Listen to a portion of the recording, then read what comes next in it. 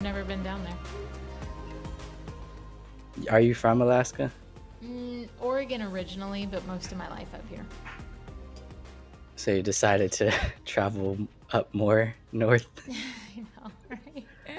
It's kind of a pipeline between Alaska, Washington, Oregon, and Hawaii. Everyone just kind of circles between those four states. I was thinking about taking an Alaskan cruise before. Mm-hmm. I know there's like cruise line, like week-long cruise lines that just like travel the coast of Alaska. Mm-hmm. Um, and I'd like to visit one day. I'd like to visit and see like how vast and how like the nature is, and I don't know, it's different. It's like a different world over there. Absolutely. No, it's wild up here. It's fantastic. Yeah, it's been a record-setting snow year, so that's been really fun. And the temperatures, there's been a 60-degree difference from one week to the next, from -20 to 40 above. -20. I've Hmm. never experienced anything negative before. No, I can't imagine in Austin you guys get very cold at all. Well, it's weird. Austin, I always tell people weather in Austin is like bipolar. It's like one day it'll be rainy and cloudy and like 50 degrees, and then the next day it'll be like 80 degrees and sunny. Crazy. Wow. Um, yeah, so it's not that great over here. And then the summers, like this last summer was like 2023, we had something over 40 plus days of triple digit Oof. weather. Wow. That Yeah, would be in a row, intense. like 40 plus days in a row. See, that's where I Yeah. feel like places like that are comparable to Alaska, right? It's just the other side of the extreme. Like weather like that, you have to be Yeah. really careful, right? And you have to take precautions and you're living life differently because of it. So, same just for hot hmm weather instead of cold. How do you, uh, cause it's like, is it true that it's like half of the year is like more daytime and then the other half is like more nighttime? Mhm. Yeah, it's amazing. So How's it during like living like that? I love it. I love it because during the summer, Really? it's like manic and you can go all the time because the sun sets at maybe like around mid 11:30 midnight and it rises around 3 in the morning. So you Whoa, can, I mean, you're like at that the is end of the insane. day, yeah, you get off work and you're like, yeah, let's go for a hike. And you just never see darkness. It's awesome. Uh, Yeah, it's but then what amazing. about the nighttime though? Yeah, so What about, in winter, it's the opposite. But because yeah. you go so hard all summer, it's like winter comes and it's almost this like breath of relief where you're like, "Oh my gosh, I can hibernate now." And the sun sets at Ah, around like 3:30 p.m. and rises at around maybe like 10:30, 11 a.m. So, yeah, it's dark most of the day. oh, whoa. Mhm. So 3 p.m. to 10 a.m. is dark. Yep. Yeah. So, like, if you work in an office Whoa. building with no windows, you won't see the sun except on the weekends. Oh, Yeah. ah, man, I feel like Depressed. I'd be, yeah, no, I feel like I'd be like, scavenging for the sun, like scraping by Yeah. to try to get some sunlight in. Yeah. Everybody's got I like don't know, the people, lights and everything. yeah. Mhm. Oh, like the UV lights. The sad lights. Yeah, totally. Yeah, because um, I don't know if you ever listen to like Huberman or what's the other guy? Brian something, some billionaire dude. He's trying to like optimize his. He's trying to like live to like 200 years old. um, he and Huberman say like getting some sort of like UV sunlight in the morning is like very vital for your health and well-being and your circadian rhythm Mm-hmm. and all that good stuff. Yeah, So, that does yeah, if not I lived happen. over there, I'd have to buy one of those like fake sun machines or something. Yeah. Yeah, I mean, it's like the challenge is the winter. And that's why, like, you have to be really into being outside, right? Because if you're just inside and like Mm, on screens, like, you're going to have a really difficult season. mhm. So, I mean, Yeah. my kids and I, we downhill ski and cross country ski and trail run and like, you're out all the time, just out of necessity. How many kids do you have? Two, 13 and 10. He just turned 10. I have two kids too. Nice. How old are they? They're 6. Oh my gosh, are they twins? They're twins, yeah. I have a 7-year-old twin niece and nephew, so I have a lot of empathy. It's a wild stage. Yeah, and I'm like a single father, so It's a lot. yeah. I don't know. I love them so much, and it's like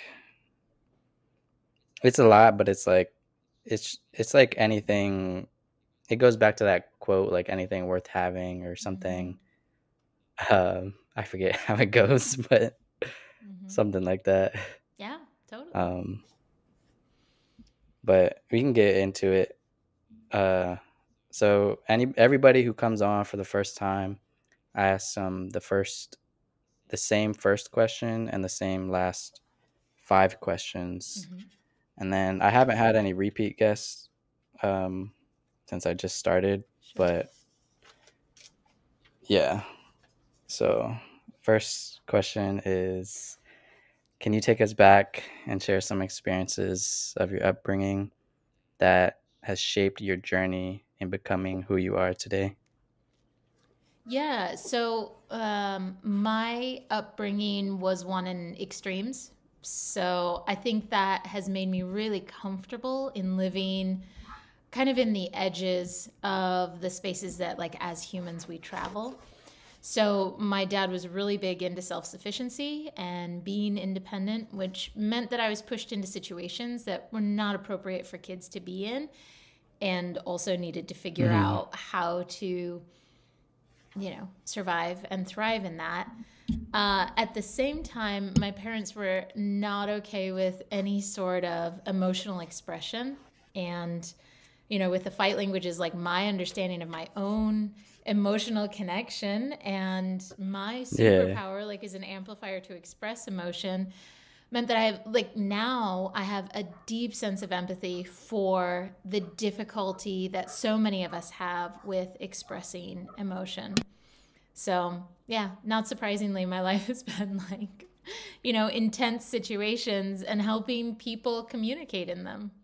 So you said it stemmed from basically your parents being unexpressive or too expressive? Unexpressive.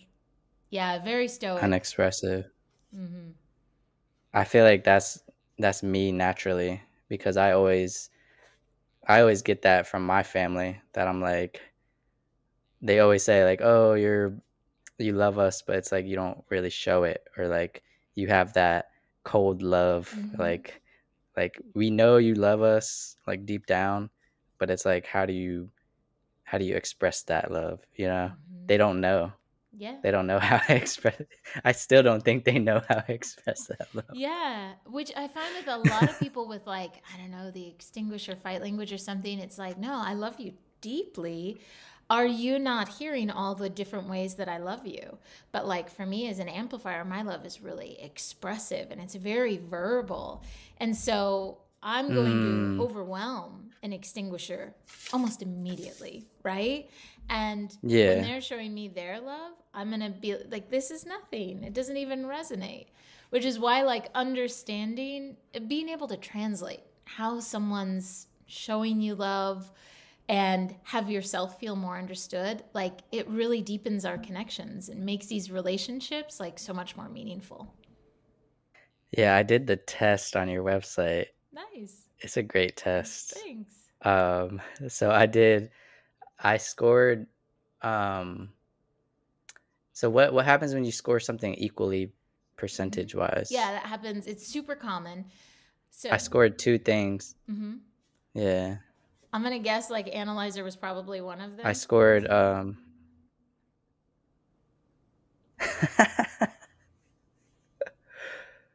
so so analyzer was the first one, and then the second one was uh negotiator. Hmm. I was gonna say it has to be a negotiator or extinguisher if that's how the people around you are like giving you feedback that, you know, if yours is a quiet love that they're receiving. Yeah. Mhm. So really common to have, I mean, everybody has more than one fight language. I've never seen anybody score 100% in just one fight language. Okay. And if you take it multiple times, you get even more information, right? Because you're going to take it thinking about interacting with a Mm. partner or interacting with your parents or interacting with your kids. And you're going to notice you get like a slightly different percentage each time, which gives you a lot of information about when you're showing up in those situations. Here's the fight language that you tend to speak most often with them, which gives you a lot of information. Okay, so what is your protective reactions going to look like in that? How can you speak it more productively? And when you have two that are really close together like that, then that means you've got essentially two languages that, depending on the situation or the person, you're going to reach for in that situation. So, you know, if you had analyzer and negotiator, Mm. you know, pretty equally matched, then I love negotiator analyzer combos because these are the people that show up in a situation and they're like, a reasonable solution exists here, and I'm sure we can find it. Mm. Exactly. Yeah. That's exactly, yeah. And it's hard because my ex, my ex, she is kind of like my mom in a way that anytime you get triggered by an argument, you automatically either go into defensive mode and deflect the the conversation, or you just straight up disengage and are like, just shut up, like just quiet. No, Mm-hmm. I don't want to hear you like talk. Um, that's something common that I had to deal with in the past with my ex and my mom. Mm-hmm. Isn't it funny how we find So those what? partners that like speak that same language that we're familiar with from growing up? Because even though it Yeah. doesn't feel like productive or healthy, it feels familiar. And for all of us, Mm, familiar is better than in, you know, speaking a language that we have no idea what to expect. Like, it's like a foreign language. mm-hmm. Yeah. Yeah, at least this language, like, yeah, it's not very satisfying, but you know how to speak it. You know what to expect. You're not caught off guard, even though it doesn't feel great. So it sounds like, I mean, Yeah. and often analyzers will find themselves with amplifiers. In relationship is like Mm-hmm. the space where they lean in because the amplifier is always going to be like, but here's my emotions. What about me? This is how this experience affects me. And the analyzer is like, but that doesn't make sense. And I need you to Yeah. understand my logic here. Like, if you would just stop and listen to me, I would tell you why Yeah. that's, you don't have to react like that, you know? Yeah. Yeah. Because I tend to um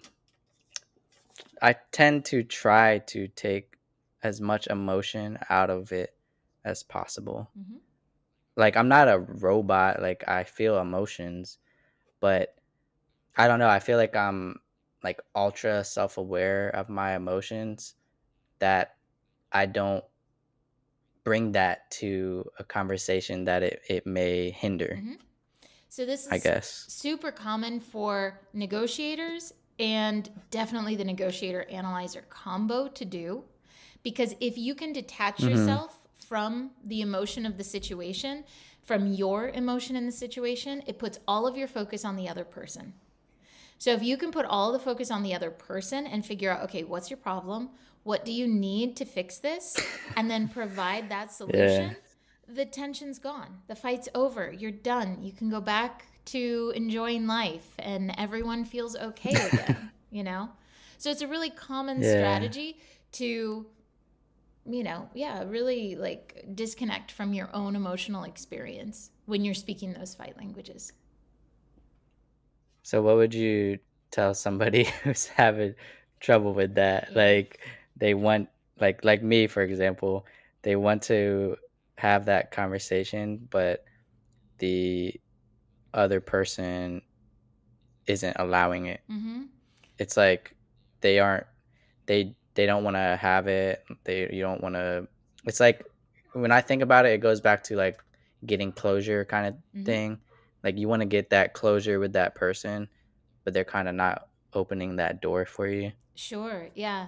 So the number one thing I remind everybody, because I work with so many couples and individuals, I work with businesses, is the number one thing is we can't control anyone else, right? So we have no control over whether that person's finally going to say the thing that we've been waiting to hear.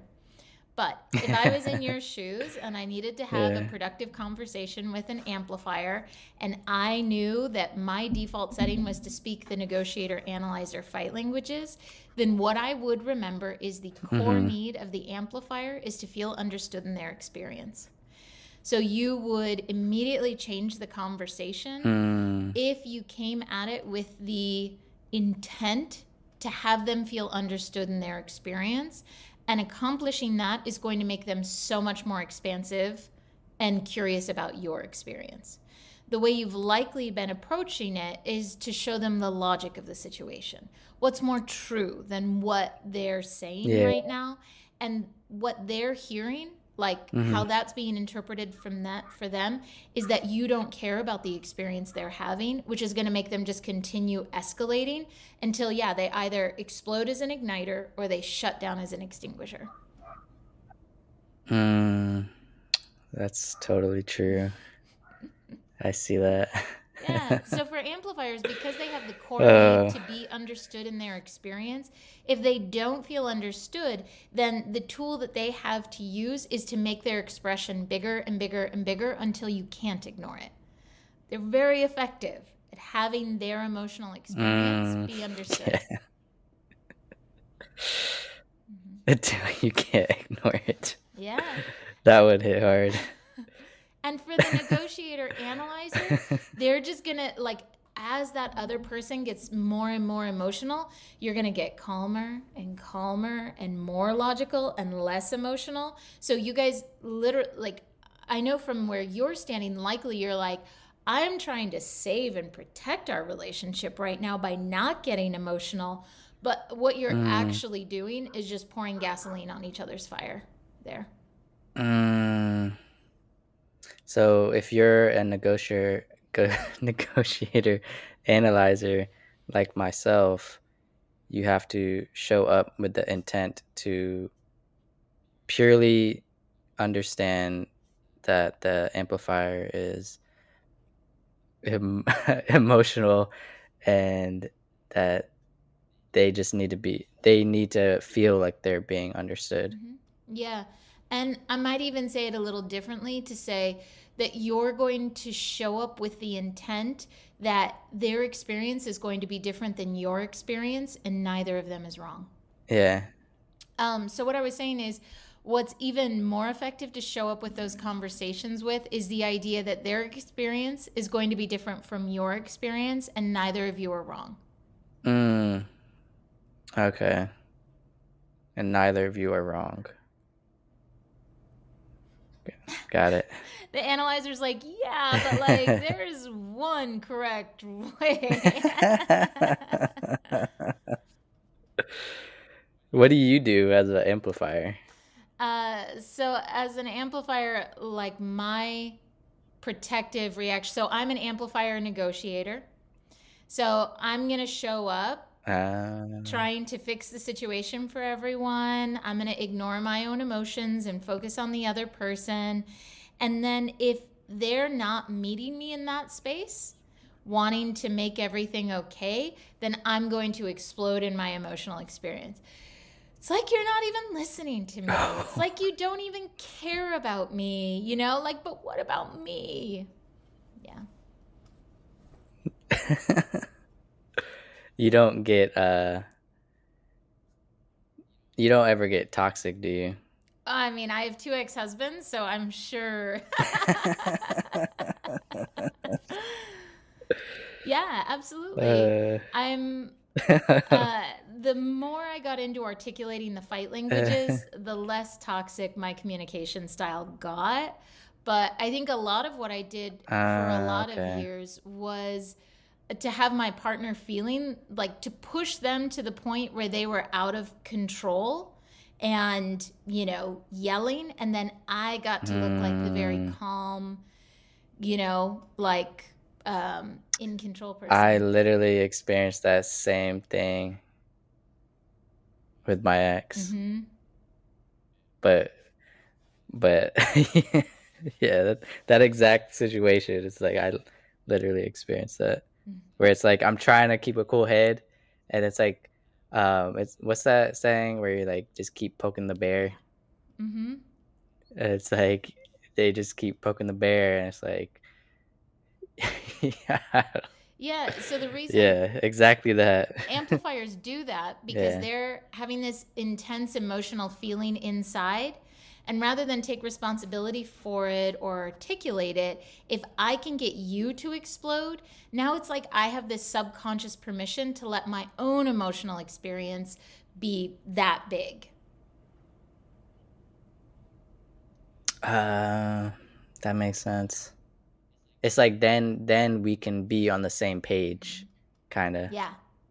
Now I can So be. now we can just explode at each other together. Yeah. Because as the amplifier, oh my God, what a relief. Thank God I can finally let all of this out and I can cry and I can yell.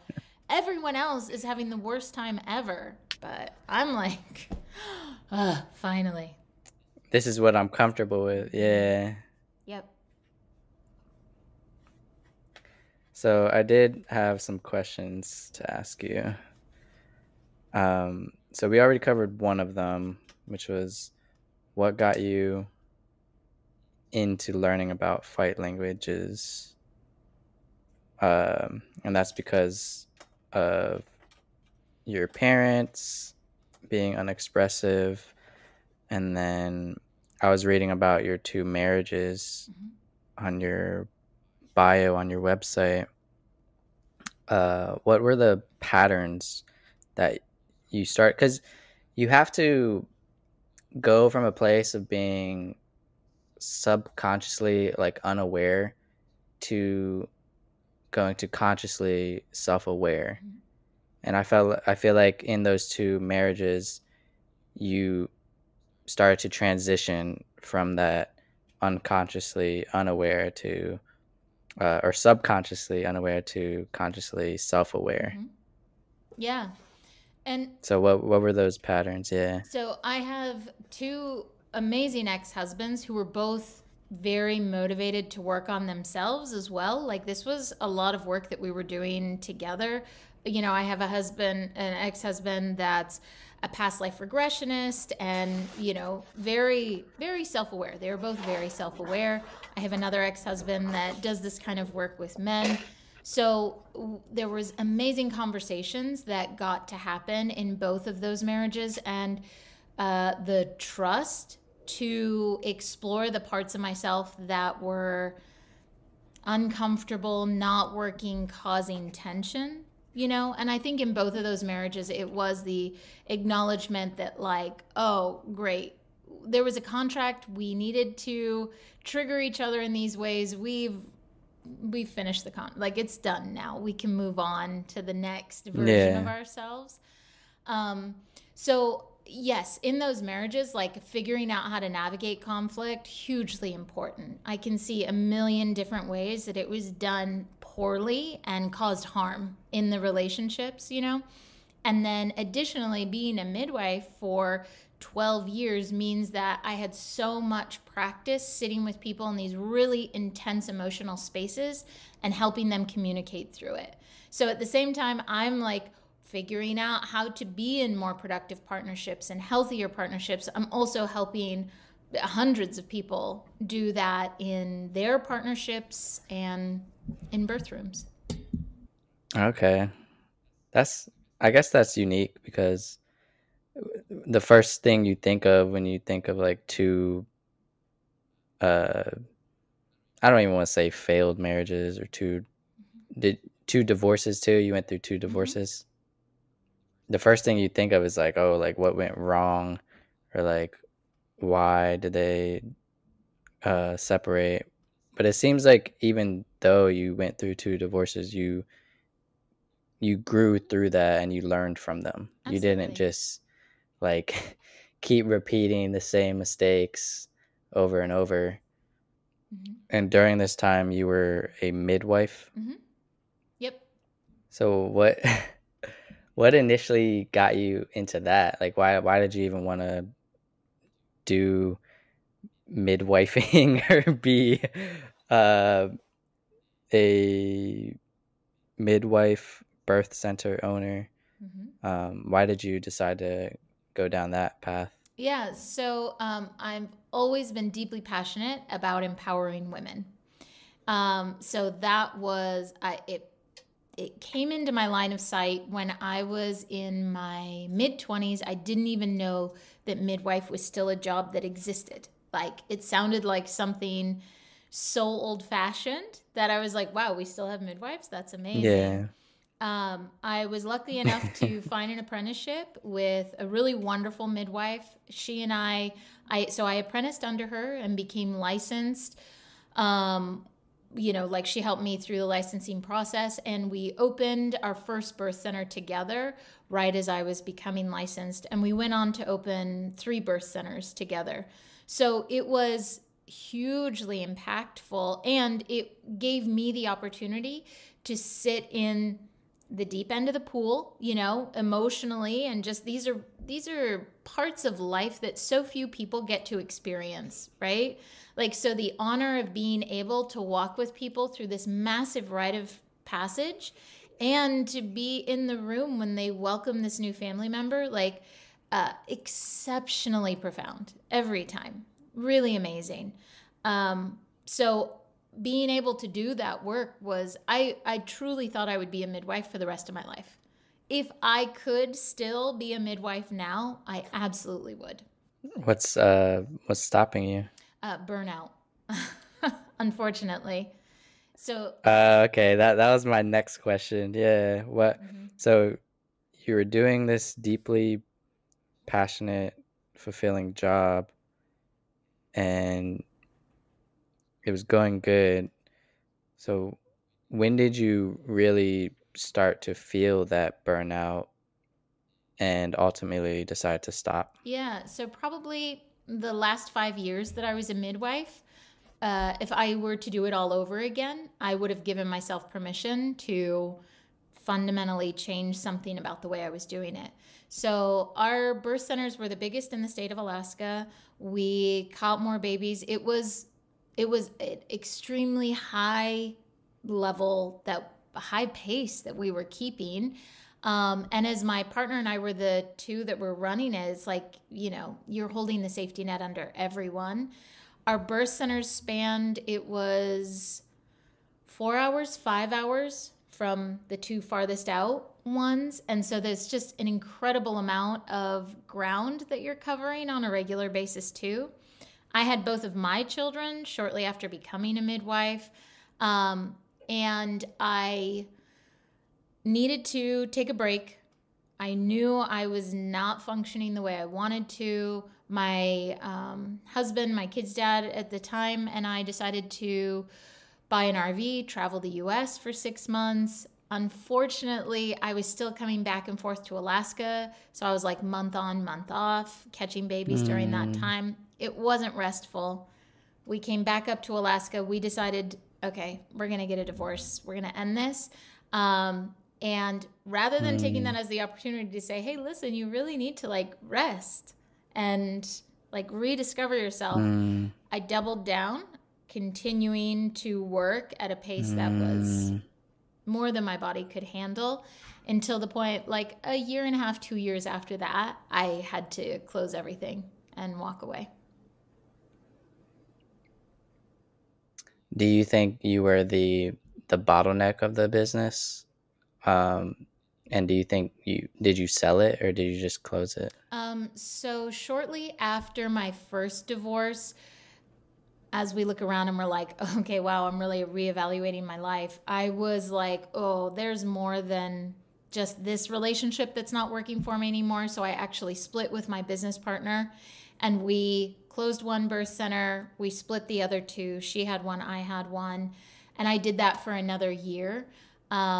So was I the bottleneck? Hard to say. She's still practicing. She's still very successful out there doing it. So, yeah, she has a pace or rhythm that truly works for her.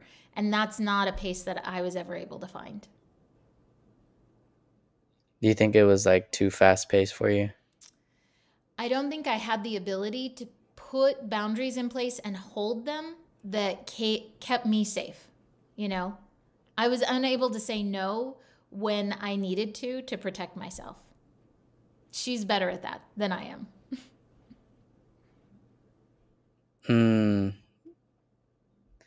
Yeah, I can't even imagine. Because right now I feel like I don't feel burnt out, but I feel like there's only so many hours of the day to like get stuff done. Mm-hmm.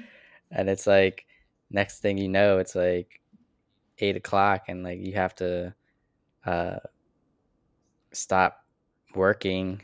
At least since I started the podcast, that's how I've been feeling is like, because I'm like a one man rodeo Mm-hmm. team over here. So doing everything and trying to manage your time, I definitely understand that. But I also think when it comes to something you're truly, truly passionate about, I feel like I don't know. There's a thin line between like what you're deeply passionate about and doing the work and feeling burnt out from that. 1,000%. Um, Mm-hmm. yeah, because if like what you're doing now, you're truly fulfilled by it. You're passionate about it. You love what you're doing. I love the message you're spreading, and I don't think that's something you could truly get burnt out from. You know? That's the thing. I know that I can. I've lived that experience Hmm. before of having something that Yeah. you are so deeply passionate about that you really will run past all the warning signs to the point. I mean, this it is still one of the Hmm. biggest sources of grief in my life is that I had to leave this career Oh, that I really? loved so much. I cannot express to you how much I loved being a midwife. It was exceptional, Yeah. you know, and Yeah. the PTSD that I have from it, from being on call, from being so sleep deprived for so many years, you know, is I am truly physically unable to do it anymore.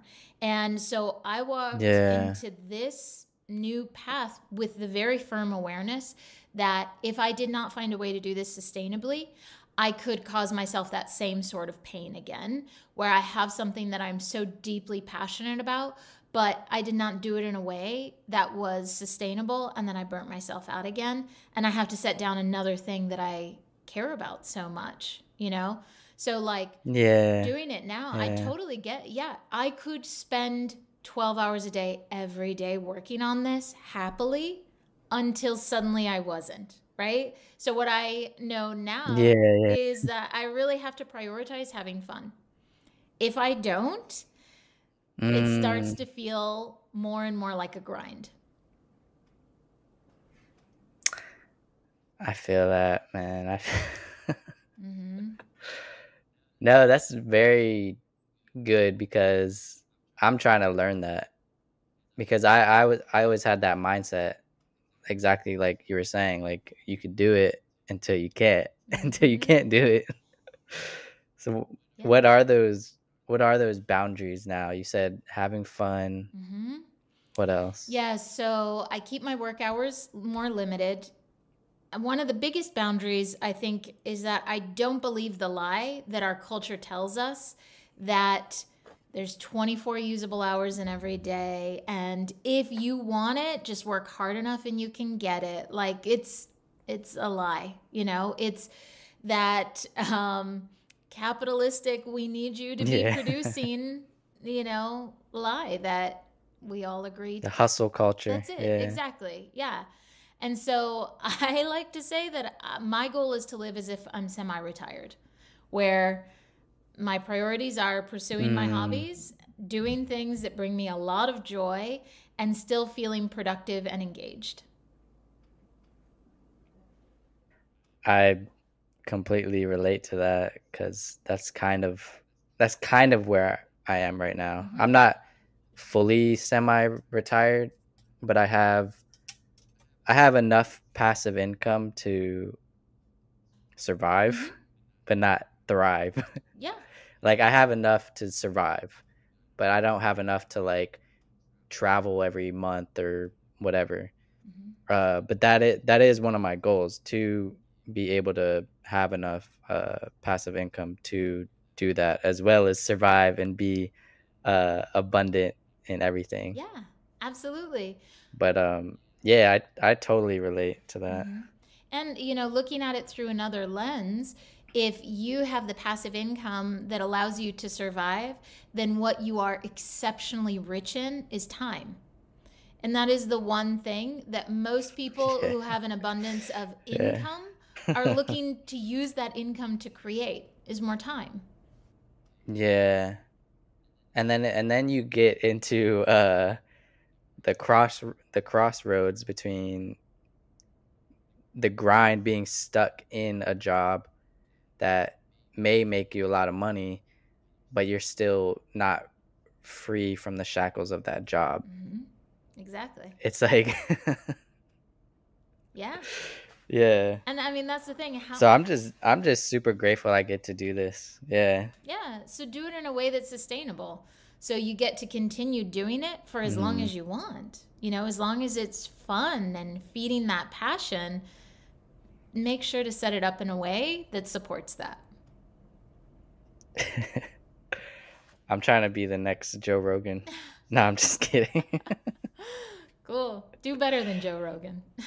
No, no, yeah, yeah. My goal is, people are probably tired of hearing this if they listen to all my episodes, but my ambition is to get this to the top 100 charts eventually, Yeah. soon. What's the statistic with But podcasts? Like, if you do 20 episodes, you will be more prolific than 90% of the podcasts out there or something. yeah, I heard of that one. It's like 20 or Yeah. 21. Uh, you're already ahead. If you do at least 20, you're already ahead of like 90% of all podcasts, because 90% of all podcasts don't make it past 20, Hmm. Yeah, exactly. which is kind of crazy. Yeah.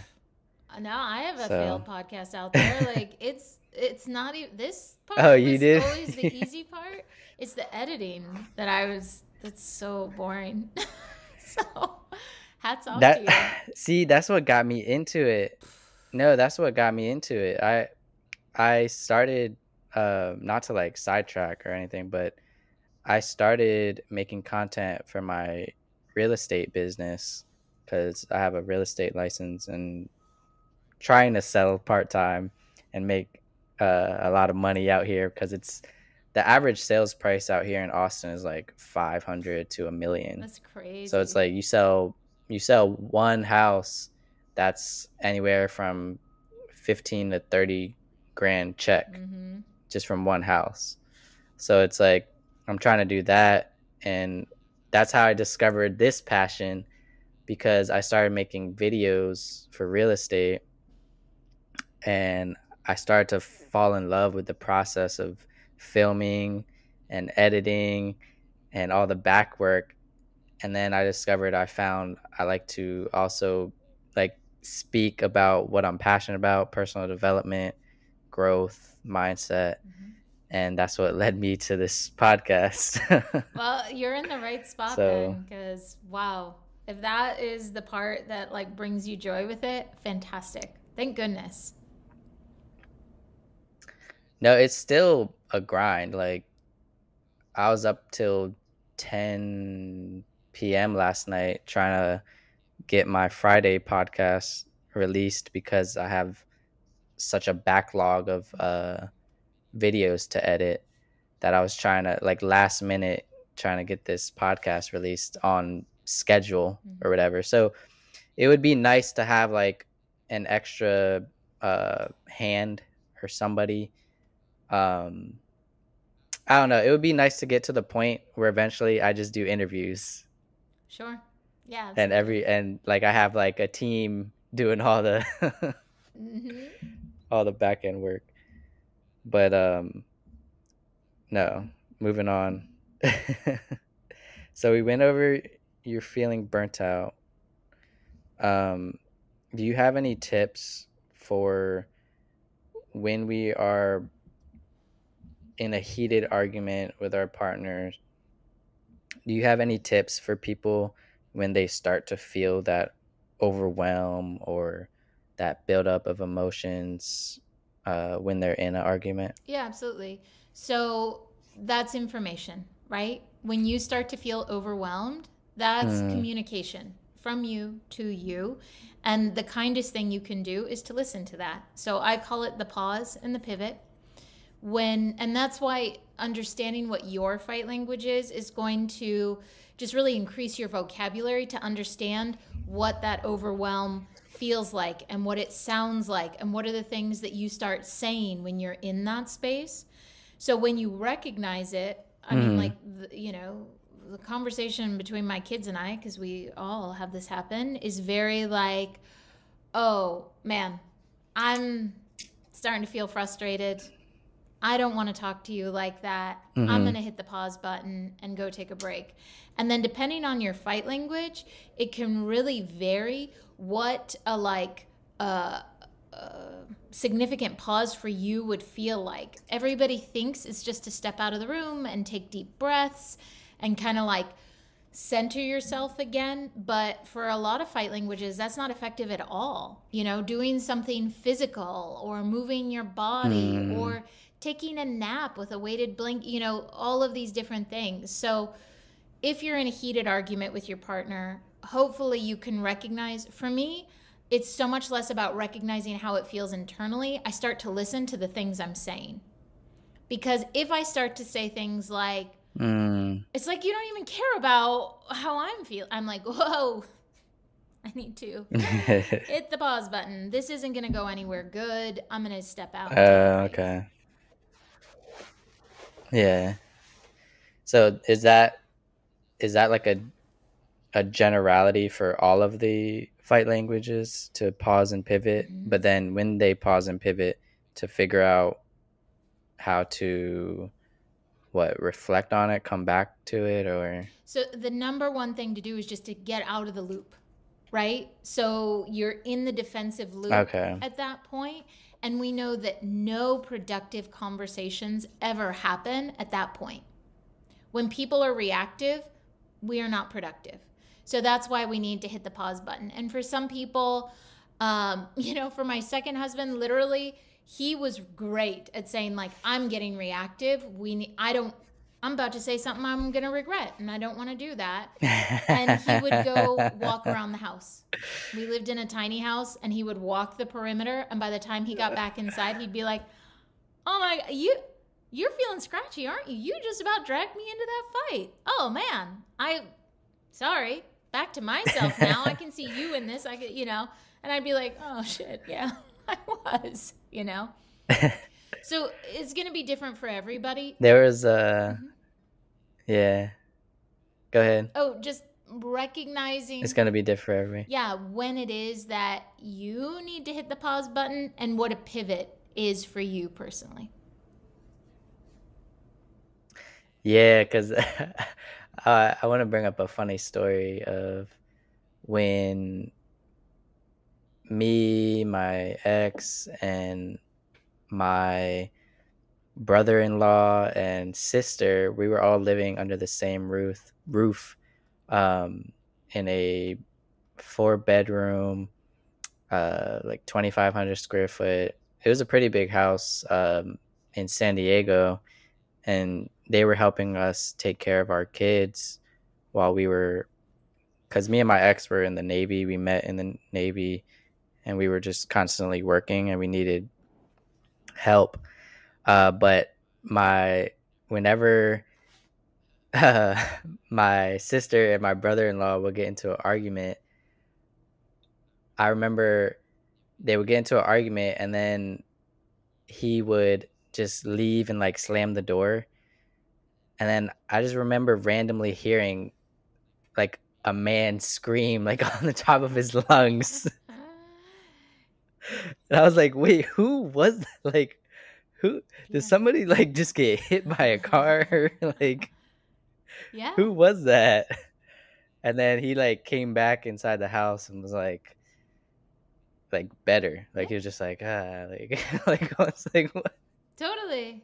Yeah. Some people Amplifier or I igniter? think it's called like, okay, it's like called like cathartic therapy or something, where like sometimes you could just like scream into a pillow, or go punch a punching bag, or for me, I like to I work out. Like if I have a boil up of emotions, I know my next workout is gonna like be really good because it's like I'm just getting all that energy out. Yeah.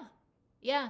So, not that this would necessarily apply to you, but for your brother-in-law, for example, so people that naturally do that for themselves tend to have the amplifier or the igniter fight languages.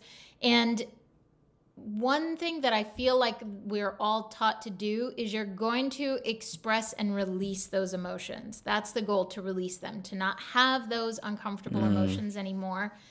And I always challenge that idea because I think a lot of amplifiers in particular get so focused on getting away from that emotion and releasing it and not having it anymore, like that's always their goal, that they forget the step of acknowledging it. So if you feel like, yeah, I want to scream and I'm so angry and and I'm going to do this to release it, to like, oh, get away from me, get off of me. But we miss that step of acknowledging it. So that emotion is still inside. It's still waiting to be acknowledged, and it's going to be there twice as big the next time you get into an argument. So if you're someone that, Oh, wow, okay. has that emotional experience come up for you, if when you step out to, scream in the pillow or whatever, to have the thought that's like, I am this mad. I am so angry. Okay. To really be the one that's acknowledging them. Be aware of your emotions. Yep. Yeah. Exactly. Yeah. Can be so much more helpful. So I think I should have asked you this question in the beginning, but can you before we move on, can you break down each fight language into one sentence or less, like as if you're explaining it to, I don't know, a 4th grader or 5th grader? 100%. Yeah. Okay, so there's 5 fight languages, and these are the different ways that people show up in a fight. First, we have the igniter. These are the people that get really angry, and their core need that they have is to protect other people and feel protected themselves. Second, we have the amplifier. This is the emotional response in a fight. Their core need is to feel understood in their experience. Third, we have the negotiator. These are the people that show up as the peacemaker in a fight and just want everyone to get along. Their core need is to have connection with the other person, to feel that connection between them. Fourth, we have the analyzer. They're the ones that show up with the logic, and it's black and white, and it's right and wrong in a fight. And their core need is to be understood in their logic and not be blamed. So they have a defensive reaction often. They want to defend themselves. Yeah. And fifth, we have the extinguisher. Yeah. They're the ones that do not want to fight. So they're going to shut down and walk away. They don't want to fight with you. And their core need is to feel safe. Because it's uncomfortable. Yeah. Yeah. Because is there commonalities between between them all? Oh, sure. Like the igniter and extinguisher, two different ends of the spectrum, right? We're going to explode in anger. We're going to shut down completely. But they both have a firm understanding of how damaging arguments can be.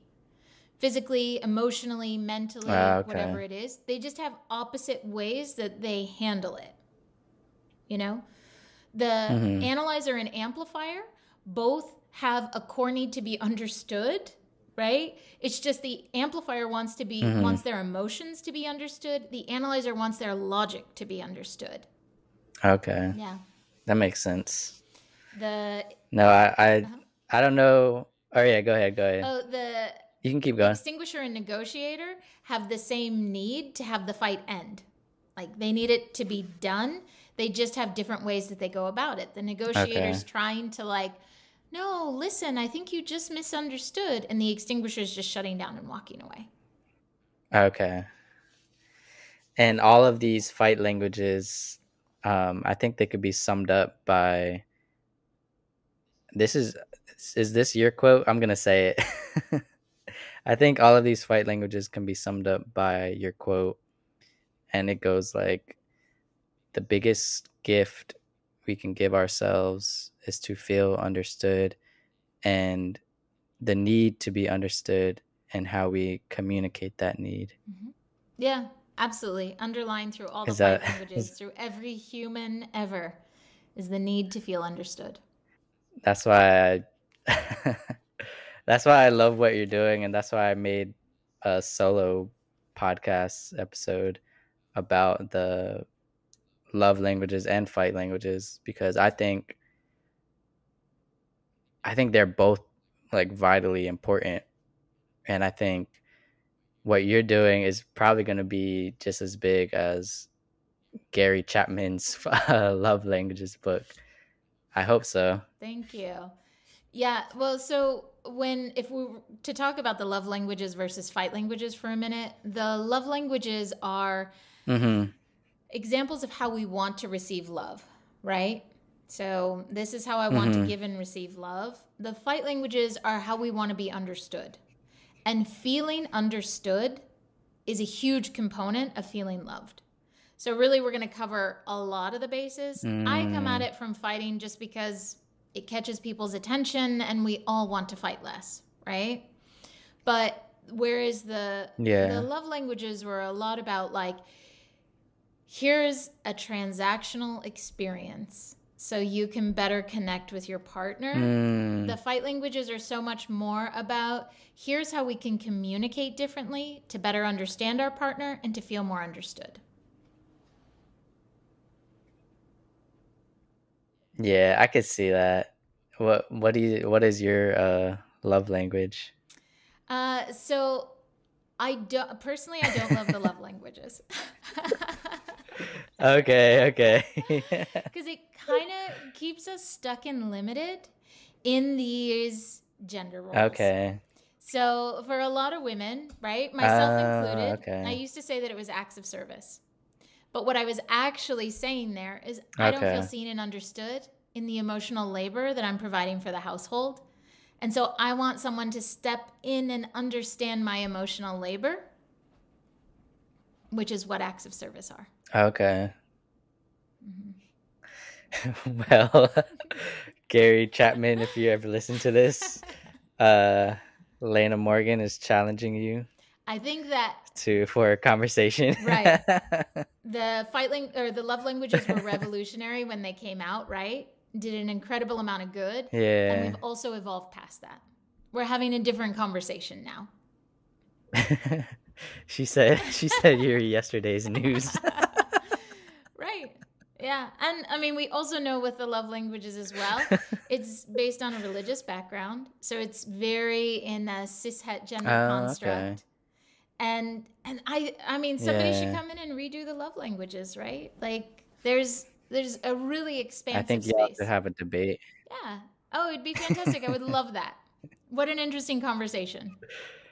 I'm gonna be the panel The director of moderator. that one. Mm-hmm. Yeah. But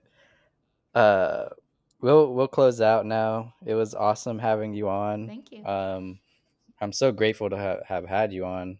I hope this goes viral so we can spread this message. That would be great. And get that debate going. But so I have my final 5 questions I ask every guest just because I'm curious. So the first question is, what is your biggest regret in life, if you have any? Yeah, I would say my biggest regret is that in the past I haven't prioritized my own experience as a human. I've focused on prioritizing other people, and because of that, it's taken me out of spaces that I would have really loved to stay in. So prioritizing yourself. Mm-hmm. Yeah, being okay to say no, have boundaries, uphold boundaries. I regret the times when I didn't prioritize that. I can see that. I when the first thing I think of is like my rituals. Did you have rituals when you were um working your ass off and doing that? Did you have rituals for self-love and self-care and compassion? Yes and no. I mean, as a midwife, like it's a part of the culture, right? We're talking about that a lot, and it is in that more like alternative line of thinking for sure. So, as far I mean, like I was doing Reiki and biokinesiology as a practitioner and was trained in emotional freedom technique and tapping. So, I was cultivating a lot of those skills, but when it came down to it and I had needs, I wasn't willing to advocate for them. I was more likely to set them down and focus on what the people around me needed, get their needs met, then circle back to myself. And that's never effective. So it's kind of like that people pleaser mentality. Mm-hmm. Yeah, absolutely. Like you're before me. After I take care of you, then I can take care of myself. Then hopefully you'll take care of me. I think is probably the more honest,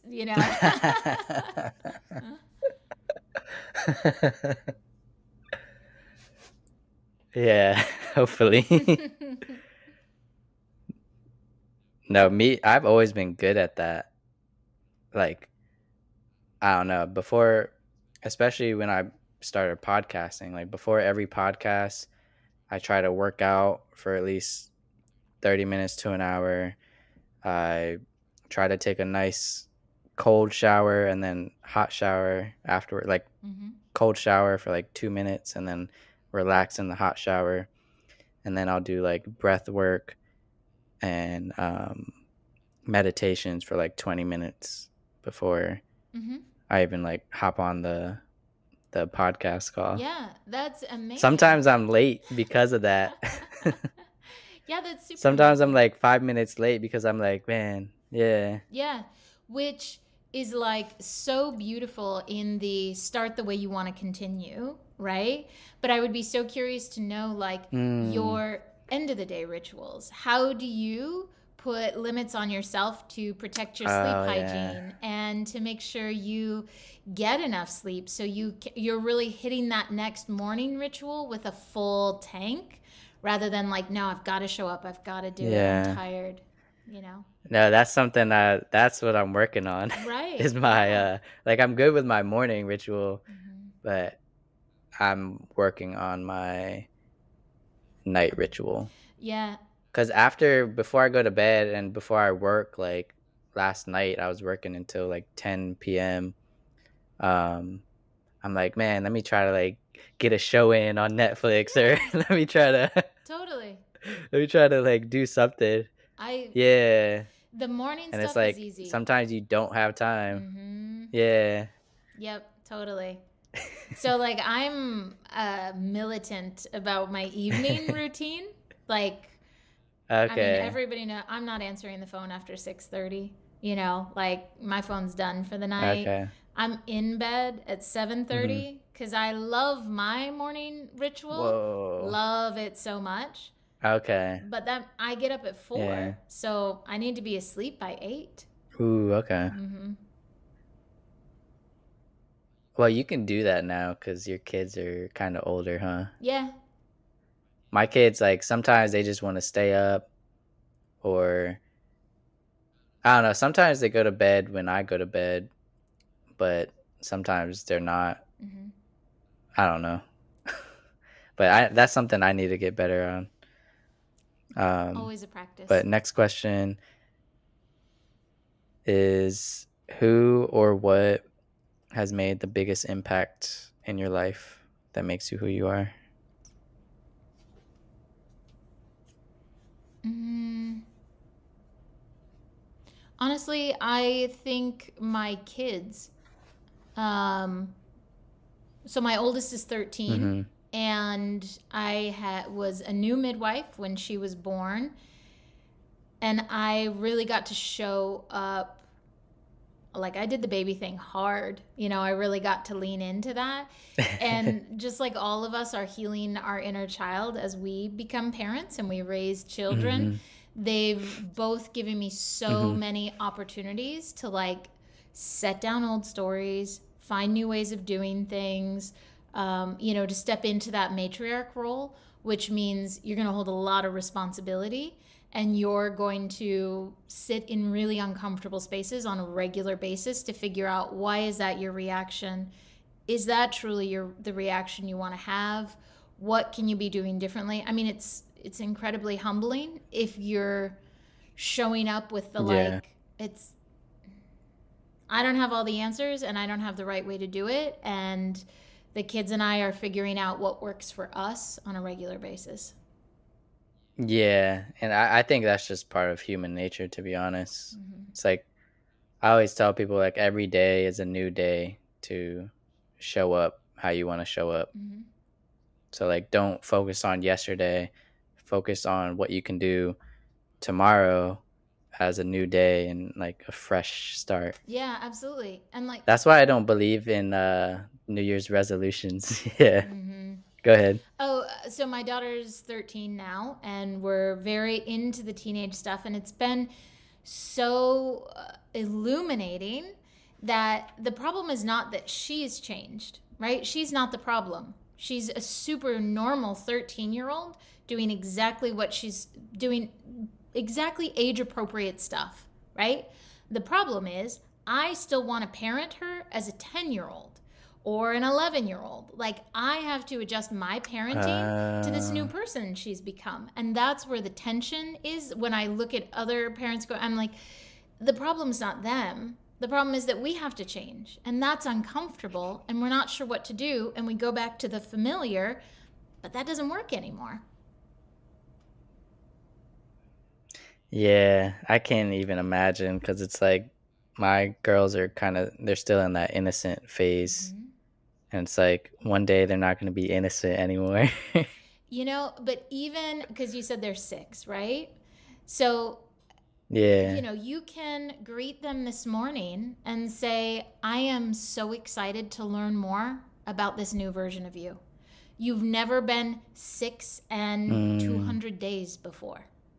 Like they are changing and growing all the Yeah. time. Their likes, their dislikes, what they want, what they need. And so, exactly, every day is a new day. You're going to show up with a curiosity for who they are now and what they need at this new phase. Yeah. We like having them I figured try out. to. I try to. Yeah. Yeah, no, I try to because I don't know. I think I give them grace because they are kids and we were all kids before. We were all teenagers before. So I try to always, as my parenting style is, I always try to put myself in the position that I was also a kid one time trying to figure out myself Mm-hmm. and being a rebel. I was a rebellious kid. So I don't know. Yeah. Parenting's amazing. But uh yeah. I want more, by the way. But Fantastic. anyways, next question is, what is one lesson that you learned the hard way? Great question. Yeah, I mean, it makes me think of needing to stop my career as a midwife. That was definitely, I mean, I learned the lesson of boundaries and sustainability the hard way, you know? And that is what makes me so motivated to. I often say, right, the external conflict we have began with internal conflict with ourselves. So we're all fighting with ourselves all the time. We just ignore it, or it's such a part of our background that we don't even pay attention to it. And then an external fight happens, and that's much more satisfying than the shitty gremlin voice we had. So for me, it's really about changing that internal fight.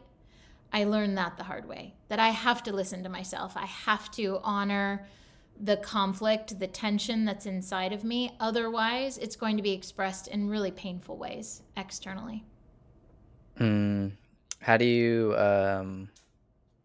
show up now when external factors challenge you?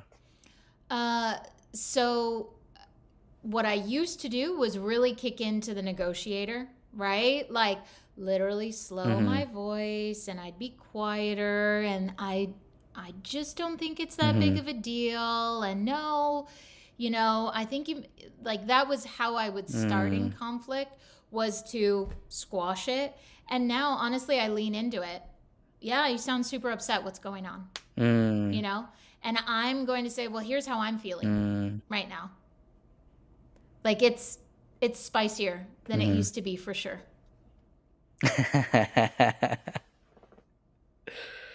No, I like that. I like I don't know, embracing it. Sometimes you do. Sometimes you just have to embrace conflict. Yeah. Because you can't run away from conflict forever. Well, and so much of the fight languages is saying that conflict is normal. It's communication, it's information. And so, yeah, it's being presented in a way that makes us want to get defensive or run away or whatever it is. But if we just said, this is information, then it's like, oh, all right, well, what's the information here? And I've gotten way more comfortable at saying, I don't like how I just said that. Do you mind if I try again? Rather than doubling down, and continuing. See, I think the Fight Languages book would be great for presidential candidates to read before their debate. Exactly. It would be hugely helpful. So they understand, yeah. Yeah. So shout out to the next presidents. Go check out Lena Morgan. But next question is, what would you want to experience in life if time and money was not an issue?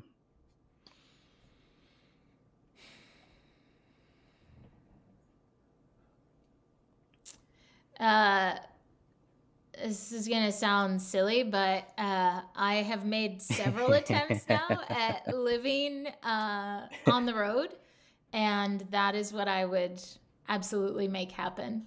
My kids joke now that they know as soon as they're graduated, I'm gone. I'm in a van. They won't know where I'm at. You're going to be off the grid. Yeah, 100%. Just out adventuring, out in the mountains somewhere. What do you think it is that draws you to do that? I know exactly. I've spent a lot of time thinking about, why do I keep, because there's been 2 different periods in my life now where I've created this, even with young kids, like I'm deeply motivated. It's the sense of simplicity that comes with it. Every day, everything about your life is as simple as possible. There's no extra stuff. There's no extra, and it's nothing superfluous. So you've now, like, you can put Hmm. all of your energy into the things that are truly exciting for you. Yeah.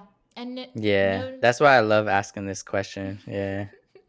no 2 days are the same. I mean, I'm in Aries. I love things changing all the time. So, yeah, wherever you are, whatever you're doing, you get bored, you can change it, go do something else. I love it. What's a Aries? Is that November? April. It's late March into April. So that's what my mom is. Not surprising. My mom was born April 13th, Mm-hmm. 1964. Yeah, she's an Aries. I wouldn't be surprised if, like, your ex-wife was a fire sign. She's a Cancer. They're intense in a different way.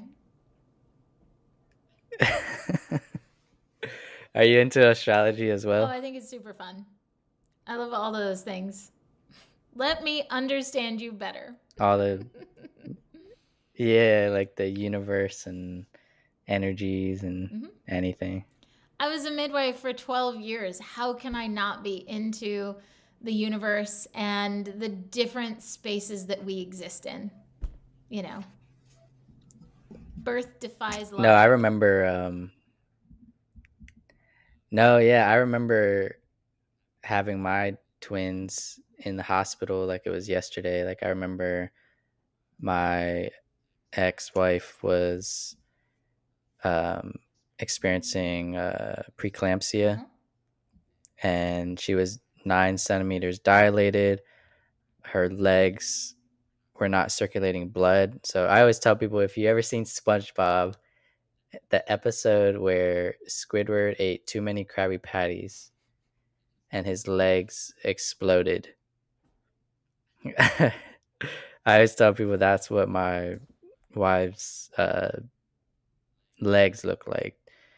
And they immediately, when they discovered that, and she had like a heart rate of like 180 or some crazy heart rate and blood pressure, they immediately took her to the ER and just had her pump them out. And I remember the doctor literally had to turn my one daughter, because my first daughter wanted to come out. My second daughter did not want to come out. She was like stuck up here with her like feet. Her feet were facing down, not her head. So the doctor literally had to shove her whole arm. Yeah. She had to shove her whole arm up my ex-wife and turn Layla, because that's the second born one, so her head would come out. So to clear, And no, it just reminded me of that. Yeah. So breech is a variation of normal, right? Babies used to be born Okay. breech Yeah. much more frequently. It's just that OBs aren't taught to deliver breech babies the way that they used to be. Now we have C-sections. We say, okay, this is how they should be delivered. So I love the stories of how we're born. They're incredibly powerful. They shape our identity for the rest of our lives, right? This is absolutely my midwife hat on right now.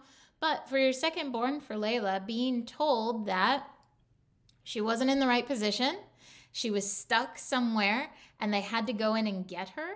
Yeah. It's a powerful story to be told, right? And it gives her a perspective to see herself through now. So if you were to tell her that story that said, for reasons that I don't know and I don't understand, you knew that being in the breech position was the smartest for you.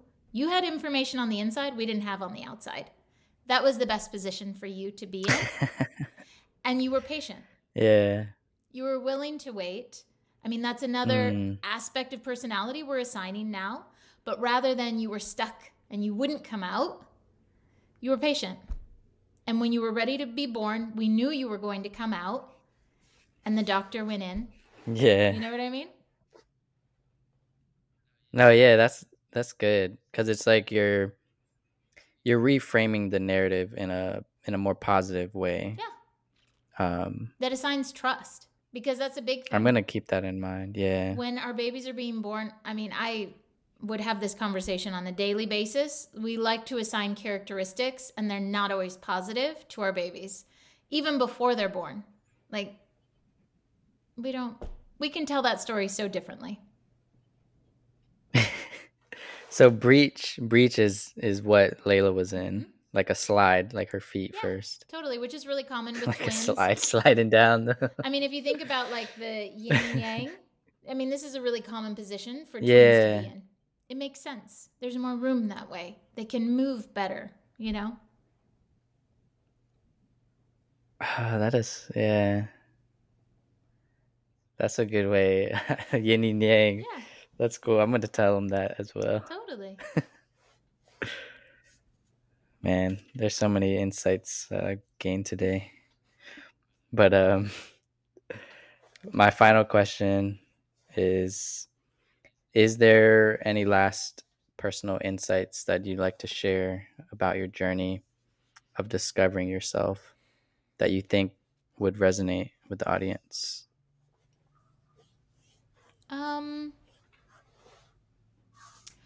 I think that one of the most profound things we can all do is decide to let things mean less about us. So we all have a tendency to make the things that we go through and the choices we make and the way we show up in life mean something about us. And so we get really stuck in places of needing a story to be a certain way or needing to not acknowledge we were wrong because it carries with us so much internal judgment.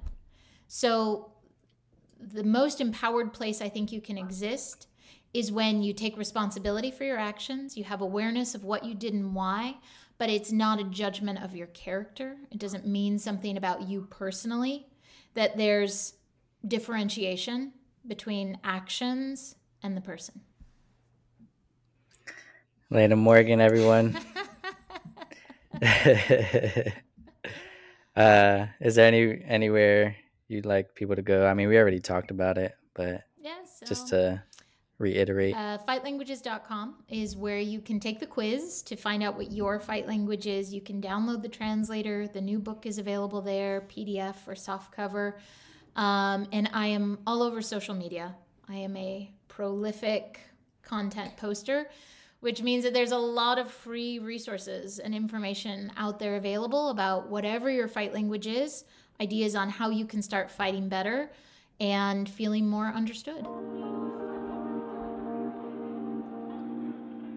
Yeah, I mean, that's how I found you on social media. So everyone go check her out, and everyone listening, let's try to get this debate going between Gary Chapman, the author of Love Languages, and Lena Morgan.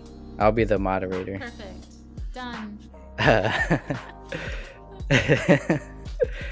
And as always, everybody, don't forget to subscribe wherever you subscribe to, and stay curious and keep going. Peace.